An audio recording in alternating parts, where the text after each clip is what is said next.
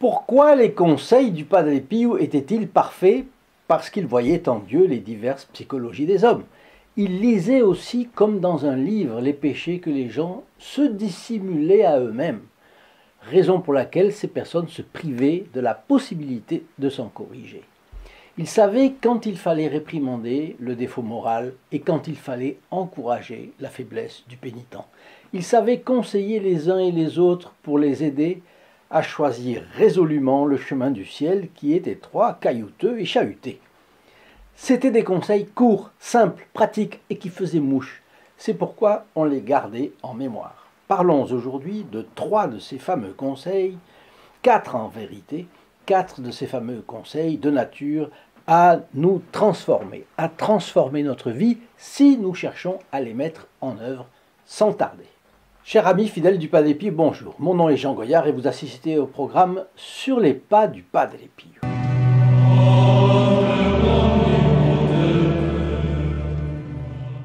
Aujourd'hui, voulez-vous progresser? Oui, le Padre Pio vous tend la main. Eh bien, je commence par une très rapide annonce. C'est avec joie que nous diffusons gratuitement la photographie du Padre Pio. Vous le connaissez, peut-être, vous l'avez peut-être déjà vu, ainsi que ce chapelet que nous distribuons à grande échelle. Maintenant, je crois que ce sont 20 000 que nous sommes en train de finir de distribuer. Si vous ne l'avez pas, si vous n'avez pas non plus les photographies du Padre Pio, eh bien, je vous propose de les recevoir gratuitement. Oui, par quel miracle pouvons-nous faire cette diffusion gratuite? Grâce à la générosité du groupe des protégés du Padre Pio. Pour savoir qui sont ces protégés, dans la description ci-dessous, vous avez le lien et qui vous l'indique. L'objectif de notre chaîne et des protégés du Padre Pio est d'amener la présence consolatrice du Padre Pio dans les foyers, le maximum de foyers. Vous savez que notre bon capucin disait que sa mission était d'arracher les âmes aux griffes du diable. Eh bien, pour recevoir cette photographie ou ce chapelet, pour vous, pour un de vos proches, il vous suffit de téléphoner au 08 05 36 08 47, appel gratuit depuis la France métropolitaine, coût d'un appel local depuis les Dom-Tom, et depuis le Canada, il convient de composer le 1 844 398 88 67. Les pèlerins de San Giovanni Rotondo affluaient vers le Padre Pio dans l'espérance, ou mieux, la confiance. L'espérance est la vertu théologale, vous le savez. La confiance, c'est le cône supérieur de l'espérance, lorsque la foi est plus grande qu'un grain de sénévé. Rappelez-vous ce que le Padre Pio avait dit une fois. Si on lui demandait son aide, de prier pour quelque chose, il dit « priez vous aussi ». Non, mais moi, je n'ai pas confiance dans la prière. Ah bon, c'est que tu n'as pas ta foi n'est pas plus grande qu'un grain de sénévé. Alors oui, parce que dans l'Évangile, notre Seigneur disait, si vous aviez la foi grande comme un grain de sénévé, vous diriez, montagne, déplace-toi, et elle se déplacerait. Bon. Alors, grâce à cette foi, on est sûr que ce qu'on demande, si on est sûr que ce qu'on demande correspond à la volonté de Dieu, eh bien, on va espérer sans douter, on va être sûr. À présent que le Padre Pio, sommes-nous démunis? Ah, eh bien, la psychologie humaine n'a pas changé. Le diable non plus. Les péchés non plus. Surtout, Dieu, Jésus, la Sainte Vierge n'ont pas changé. Il nous reste aussi les conseils du Padre Pio, ainsi que son aide puissante si nous la lui demandons. Alors, le corps du Padre Pio est mort, oui, comme celui de tous nos saints patrons, évidemment, mais son âme est vivante.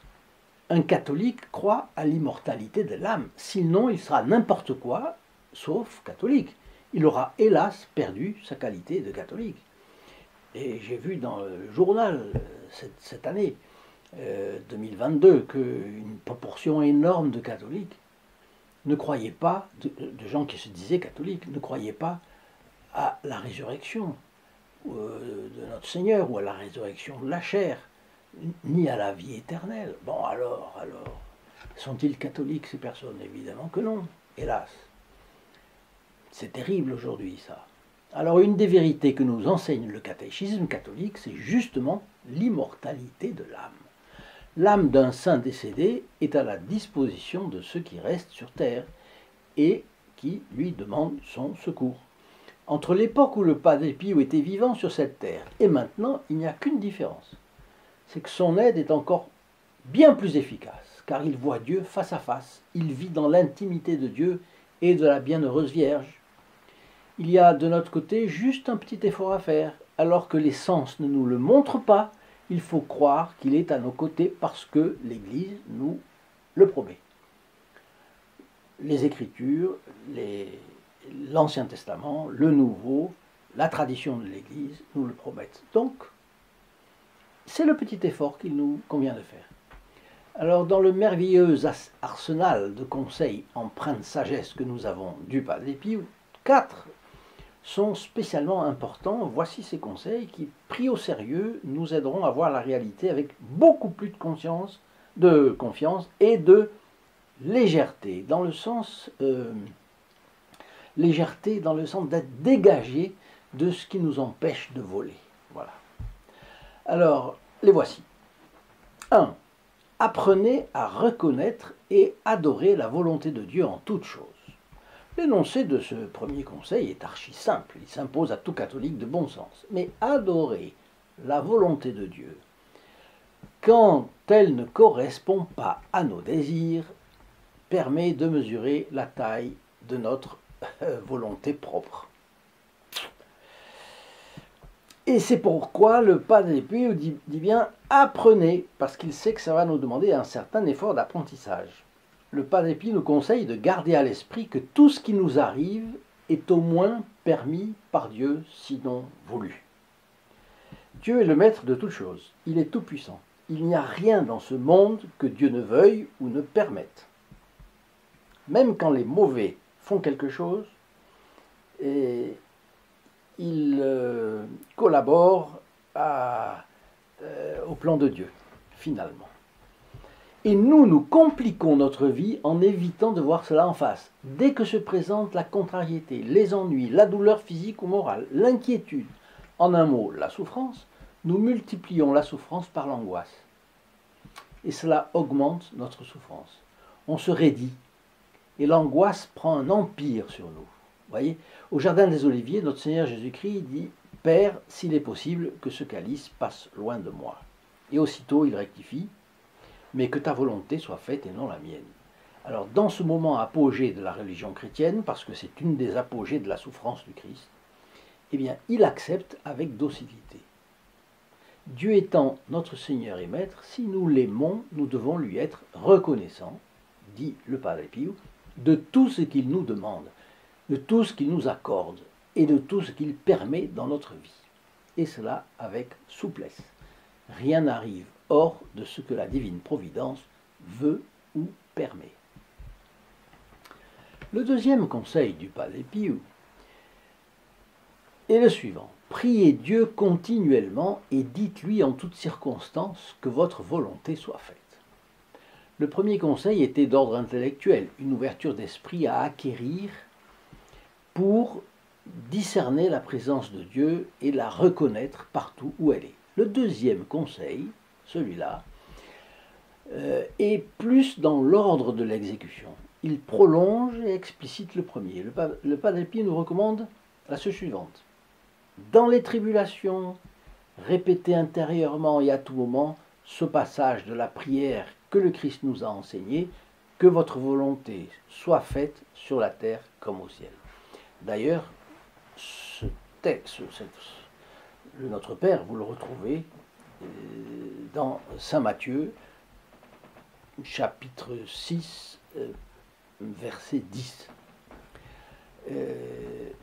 Et voilà ce que dit le Padre Pio, que cette belle exclamation soit toujours dans votre cœur et sur vos lèvres au cours des vicissitudes de la vie. Répétez-la dans les tentations, répétez-la dans les épreuves que Jésus voudra vous faire subir. Répétez-la encore une fois lorsque vous êtes immergé dans l'océan de l'amour de Jésus. Ce sera l'encre de votre salut.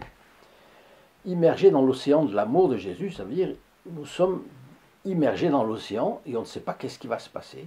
C'est l'amour de Jésus parce qu'il résout de nous éprouver. Et donc, il n'est pas loin. C'est pour ça que le Padre Pio dit, ce sera l'encre de votre salut de penser à ça. Alors, vous n'êtes pas au bout de vos surprises. Parce que concernant la prière, le Padre Pio ajoute d'autres conseils dans la foulée, dans ce même conseil. Il était convaincu que du point de vue humain, la prière changeait tellement les choses que Dieu peut finir par changer la direction des événements par un acte de sa volonté en réponse à cette prière. Lorsque Giovanna Serasi s'est remise d'une grave maladie, le Padre Pio a écrit à sa sœur, qui était une de ses premières filles spirituelles. Et il lui a écrit « Elle a été sauvée des griffes de la mort. Il y avait une intention conditionnelle qu'elle soit réunie là-haut avec ses parents. » Les deux parents étaient morts. Et c'est grâce aux nombreuses prières, évidemment, dont surtout celle du Padre Pio, vous l'avez bien compris, que l'accomplissement de cette intention a été suspendu. Impressionnant. Et alors il continue. Pendant les premiers mois de la Grande Guerre, ou plutôt le livre continue, dans les premiers mois de la Grande Guerre, les sœurs Serase étaient en villégiature, comme on disait autrefois, à Savone. Savone est une ville du nord de l'Italie, sur la côte, à 150 km de Nice, en allant vers Gênes. Bon, c'est tout près de la France. Donc elles étaient là. Et un jour, le Padre Pio leur a envoyé un message urgent leur demandant de quitter l'endroit sans tarder. Ce qu'elles ont fait en raison de la confiance absolue qu'elles avaient dans la parole du Padre Pio. Plus tard, évidemment, lorsqu'il a été demandé la raison de ce message au Padre Pio, il a répondu: une grande tragédie était sur le point de se produire, notamment sous le beau ciel de Savone. C'était au début de la Première Guerre mondiale, c'était en 1914. Et pendant longtemps, il y a eu des hésitations, il y avait les gens qui voulaient intervenir dans la guerre, d'autres qui ne voulaient pas. Il y avait les deux camps qui se disputaient l'opinion publique italienne. Donc je ne sais pas pourquoi il risquait d'avoir une catastrophe. Mais en tout cas, c'est le fait. Les victimes et les prières, dit le Padre Pio, les victimes et les prières ont obtenu, au moins pour le moment, que la colère divine soit contenue. Alors cette phrase du Padre Pio est intéressante et elle est à reprendre mot à mot. Les victimes et les prières ont obtenu, au moins pour le moment, que la colère divine soit contenue.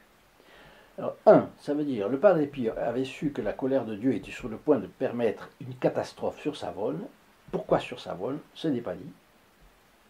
Et 2, ce sont les victimes et les prières qui ont fléchi Dieu. Quelles victimes et quelles prières, je vous le demande? Bon, vous avez compris là encore que les victimes, c'est le Padre Pio, et les prières, ce sont les siennes. Mais par modestie, il ne se mentionne pas lui-même. Bon, il a donné une importante explication ensuite. Le principe.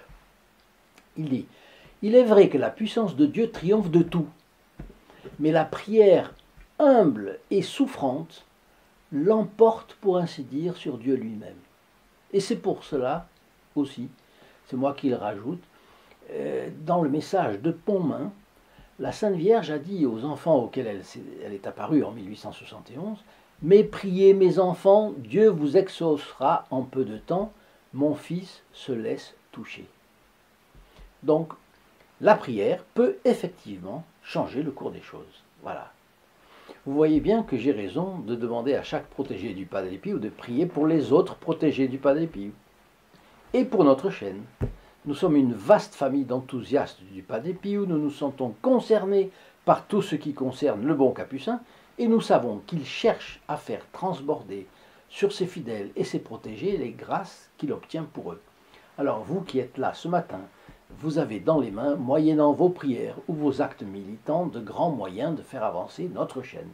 la faire se développer pour diffuser la vie du Padre Pio dans le maximum de familles. Donc je vous donne rendez-vous sur le lien que vous trouvez ci-dessous dans la description, je vous le rappelle, www.st-padre-pio.fr, et je pense que vous vous souvenez de ce que pour un œuf qu'on lui donne, la Sainte Vierge nous rend un bœuf.